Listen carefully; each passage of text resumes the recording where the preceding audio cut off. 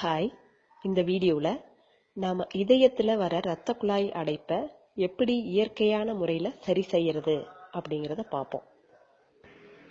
இரத்த குழாய் அடைப்பு அப்படின்னு கேள்விப்பட்ட உடனேயே பைபாஸ் சர்ஜரி பண்ணி தான் சரி பண்ணலாம் அப்படின்னு எல்லாருமே ஃபீல் பண்ணுறாங்க.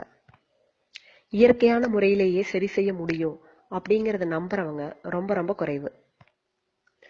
நம்பாதவங்க அட்லீஸ்ட் அறுவை சிகிச்சைக்காக வெயிட் பண்ணிட்டு இருக்கிற அந்த நாட்கள்ல இதை குடிச்சிட்டு வாங்க, நீங்க இந்த முறையிலேயே சீக்கிரம் குணமாயிருவீங்க.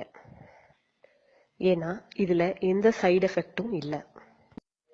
இப்போ நாம அதை எப்படி செய்யறதுன்னு பார்க்கலாம். ஒரு டம்ளர் பூண்டு சாறு, ஒரு டம்ளர் இஞ்சி சாறு, ஒரு டம்ளர் எலுமிச்சை சாறு, ஒரு டம்ளர் ஆப்பிள் சைடர் வினிகர்.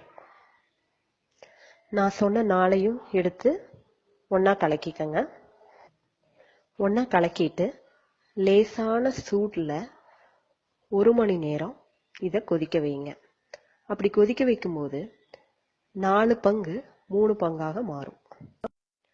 சூடு ஆறியதுக்கப்புறம் இந்த 3 பங்கு அளவுக்கு சமமான இயற்கை தேன் வாங்கி இதோட கலந்து வச்சுக்கோங்க.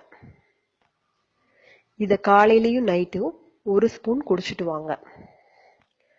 உங்க இரத்த குழாய் அடைப்பு பரிபூரணமா கொஞ்ச நாள்லயே சரியாயிடும்.